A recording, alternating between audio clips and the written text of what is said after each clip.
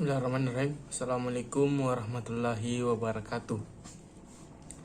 Perkenalkan, nama saya Miftahul Khairil, NIM 200920242, Prodi Teknik Pertambangan.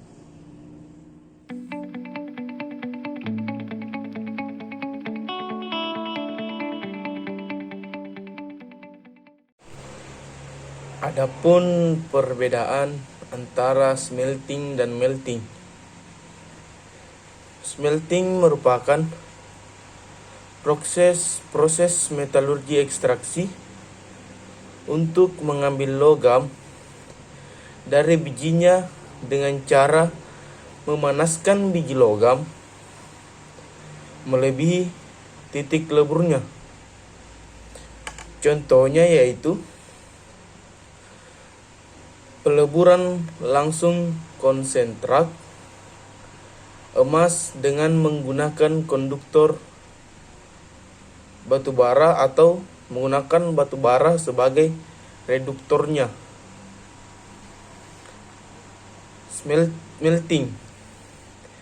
Melting adalah proses fisika yang menyebabkan perubahan fasa suatu zat dari zat padat menjadi zat cair. Contohnya yaitu es batu yang dipanaskan akan berubah wujud dari yang padat menjadi cair.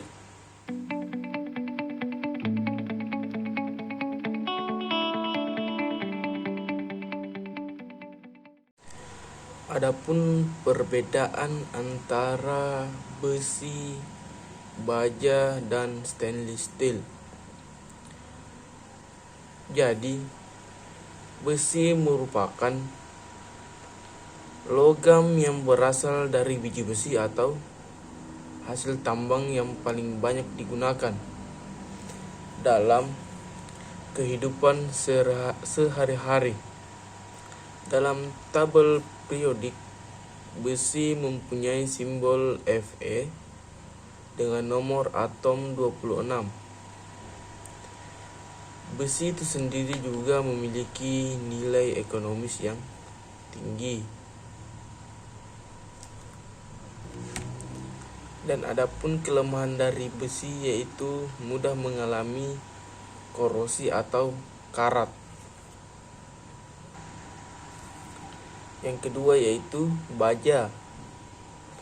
Baja adalah logam paduan dengan besi sebagai unsur dasar dan menggunakan karbon sebagai unsur paduan utamanya.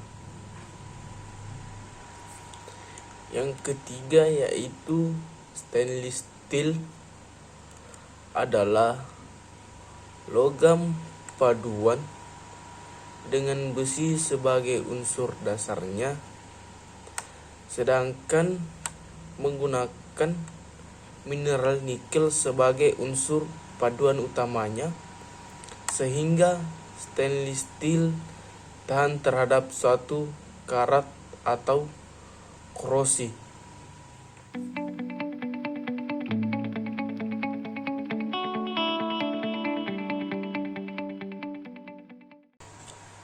Adapun perbedaan dari pengelolaan Fe dan Ni menggunakan proses pirometalurgi dan metalurgi terbagi atas 4 bagian.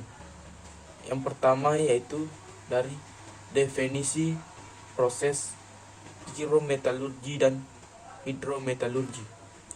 Jadi, pirometalurgi merupakan sebuah proses pemisahan logam dari bijinya dengan cara pemanasan pada temperatur yang tinggi atau menggunakan energi panas.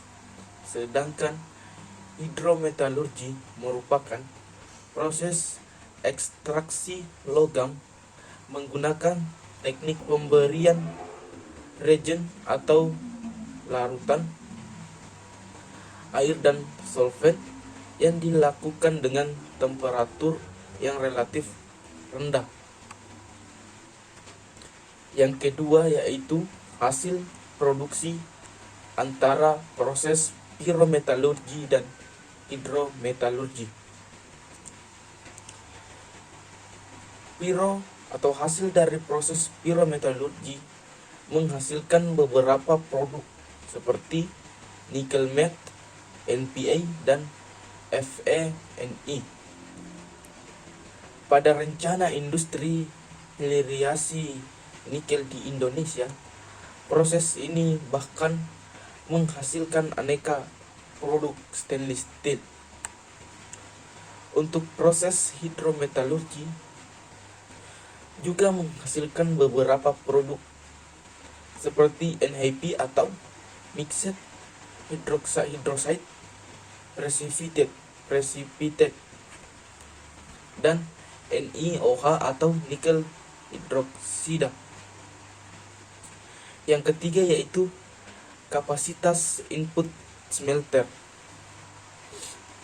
Jadi, proses pirometalurgi memiliki kapasitas input smelter sebanyak 95,5 juta ton per tahunnya. Sedangkan untuk proses hidrometalurgi berkapasitas 24 juta ton per tahunnya. Jadi, kesimpulannya yaitu pirometalurgi memiliki atau mempunyai kapasitas smelter yang lebih banyak dibandingkan proses hidrometalurgi. Yang keempat yaitu umur cadangan dari nikel.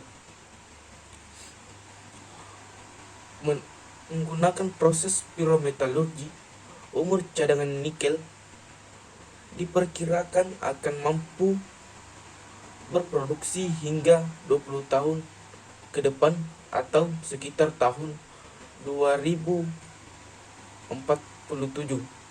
Sedangkan proses hidrometalurgi diperkirakan akan lebih panjang dibandingkan proses pirometalurgi, yakni 73 tahun atau sampai tahun 2093.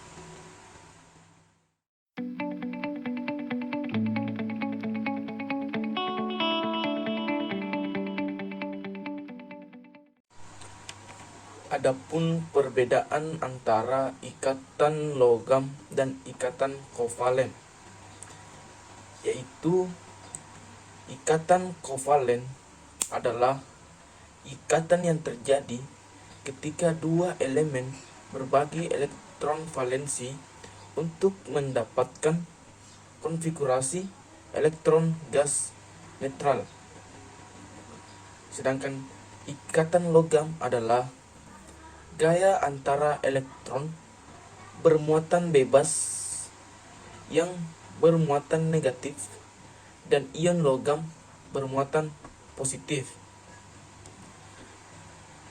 Selanjutnya yaitu ikatan kovalen memiliki energi atau ikatan energi lebih tinggi daripada ikatan logam. Selanjutnya yaitu ikatan kovalen memiliki konduktivitas yang sangat rendah, sedangkan logam memiliki konduktivitas listrik dan termal yang sangat tinggi. Selanjutnya yaitu ikatan kovalen memiliki titik didih atau titik leleh yang sangat rendah, sedangkan ikatan logam memiliki titik leleh atau titik didih yang sangat tinggi.